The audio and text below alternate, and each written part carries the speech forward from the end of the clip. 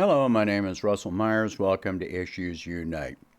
The financial news of late shows that the dollar is rising in value while other currencies are falling. As of Monday, 9/26/22, the British pound had effectively reached parity with the dollar. That is the lowest the pound had declined to in decades. There are a number of things which are barely mentioned in passing about this, if mentioned at all. The first and most obvious point is that this rise is only in relation to other currencies.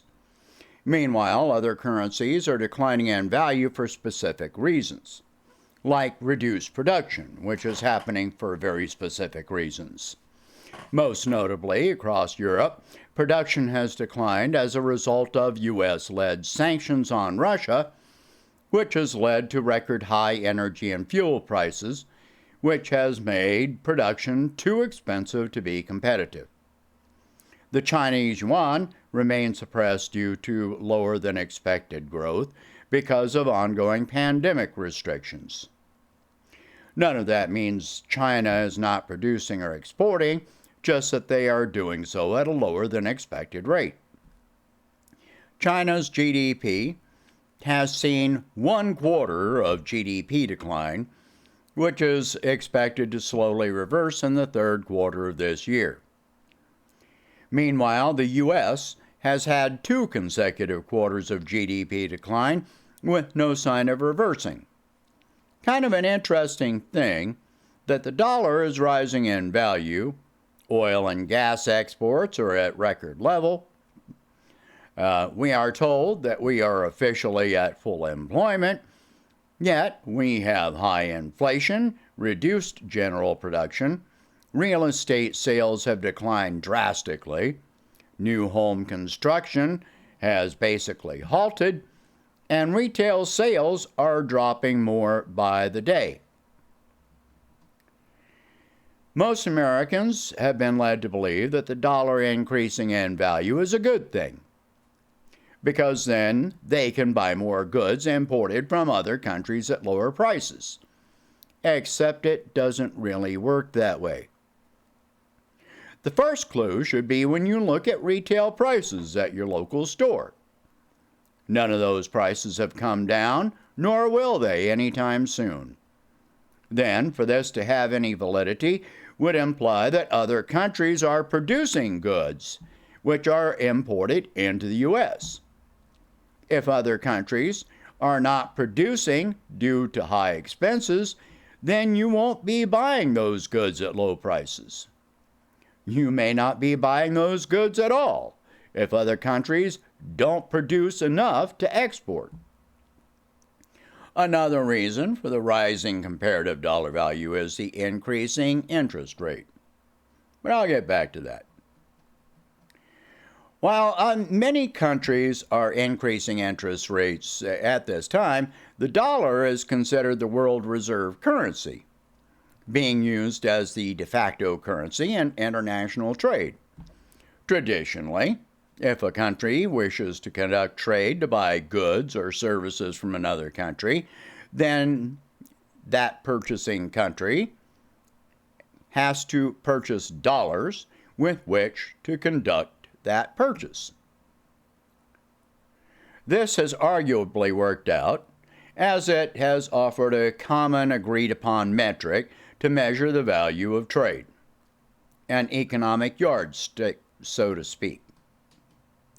For many years, the dollar has also been considered a store of value. It has been seen as the most stable currency, and as such, other countries have purchased U.S. treasuries as a means of investing or storing currency. The foolish part of this is that in many cases they have done so by creating more of their own currency or taking on an additional debt to do so, their thinking being that this could be used for international trade. This is where problems truly come in. There are now rumors that some European corporations are looking at moving production to the U.S. due to current and projected cost of production in Europe. The problem at this is that this does not do anything about demand. It really is just more supply side economics. Sure, you can reduce your input costs, but it does no good when nobody can afford to buy what you're producing. Once China increases production again, then they will be still competing with China. For the U.S., it could mean more jobs, but if the companies manage to be profitable, the profits will be exported. The rising interest rates from multiple, mostly Western countries has a tremendous negative impact on poorer countries. Most poor countries already have significant debt, primarily to Western lenders, including the IMF and the World Bank. Because those countries are already in debt at risk of default, there is no benefit to the lenders to lend them more.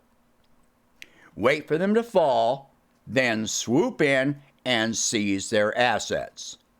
Never mind the millions who die along the way. Trivia, but not trivial. Total global debt is considered to be currently at $83 trillion. The U.S. national debt is just below $31 trillion, which does not account for state, municipal, corporate, or consumer debt. Just our national debt alone accounts for well over 1/3 of global debt. Global debt exceeds currency in circulation by a considerable margin. In other words, if all the currency in circulation were applied toward paying off all of the debt in existence, all the money in circulation would be used up, and there would still be more debt to pay. Here's the main point that all of this has been leading to. The value of the dollar only means something if countries use the dollar to trade with each other. While this has been the norm for decades, that is changing. More and more countries are making trade arrangements directly in their own currencies. Russia demanding payment in rubles was a wake-up call to the obvious. Wait, you can do that? It was becoming slowly more common in recent years, but that accelerated the process. That, along with the U.S. weaponizing the SWIFT system, which set off alarm bells across the planet. As of this year, the use of other currencies for direct international trade, even forced by U.S. threats, has become far more common. These countries have needed an overarching structure, a marketplace which would in some way protect their interests. As of now, the Shanghai Cooperation Organization, SCO, an international trade organization, is growing quickly. So is the BRICS system, which originally stood for Brazil, Russia, India, China, and South Africa, which is an economic and development cooperative organization which has developed the BRICS payment system as an alternative to the SWIFT system. Each year, more countries are petitioning for membership in these organizations. The BRICS system now encompasses countries which account for at least 40% of the global population and an estimated 25% of global trade measured in currency. Note the last three words again, measured in currency. The West will always measure trade in currency, not volume. More countries are moving away from using the dollar as it becomes an option. The value of the dollar has remained elevated because debt has been denominated in dollars by the wealthiest Western countries. Western countries do not account for even half of the global population, and, especially as of this year, account for a declining share of global production. Russia has fully divested from the dollar, while China is gradually selling off U.S. treasuries. The economically, politically, and militarily aggressive measures which the West, especially the U.S., has used to elevate their status is collapsing. The dollar may be riding high right now, but will not last long. Western military supremacy has been shown to be an illusion, now only sustained by the fact that most countries do not want their people dying in wars for resources. Many of those resources have been stolen from these other countries via colonization, invasion, and occupation. Now, those countries are aligning themselves to stand up to this arrangement. As I write this, of the more than 200 grain ships that have departed Ukraine and Russia, only 4 have been sent to poor nations. The rest have remained in wealthy countries, primarily Europe. Of the entire ships full of fertilizer, which Russia stated they would give to South Africa for free, none have been delivered, still remaining in Europe. If you place money in an investment, when are you most likely to cash in that investment? There can be many answers to that question. Maybe when you see the value of what you invested in escalate and you can cash it in at a profit. Maybe when you realize that the investment was a pyramid scheme. Maybe when you need the money for other more pressing investments or just for living expenses. Maybe when you see other people or countries selling off the same investments. Maybe when you see the source of your investment taking on more debt while having no hard assets to back up that debt. Maybe when you find that you can do trade with someone else at a lower price. Maybe when you become convinced that the entity you invested in has no ethics, is completely willing to turn on you for their own benefit, even using force to do so. Maybe when you see the experts in that entity have been completely incorrect in their judgment, such as claiming sanctions would crush the Russian economy, and seeing the exact opposite occur. Maybe because you just want to do business with others that you feel you can trust.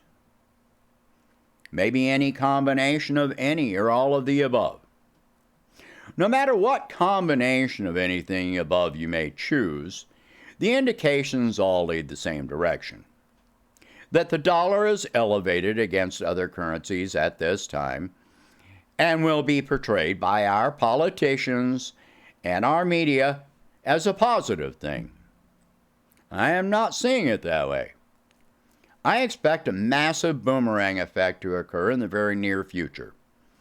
We have been experiencing a slow motion boomerang effect for some time now. But the fuse on the powder keg is lit. It is not a long fuse. Europe has committed voluntary assisted suicide. The U.S. is raiding the estate sale. Western militias are depleted and weakened. The global East and South are speaking out, unwilling to follow in Europe's path. The weakening of the West may well become the strengthening of the East and South. If that happens, we are about to see a complete shift in global power dynamics. This boomerang may well have a deadly return cycle. All right, share this video. Talk about these subjects. If you can, please donate whatever you can to help expand this channel and my presidential campaign, and I will catch you in the next one. Hope you have a good day.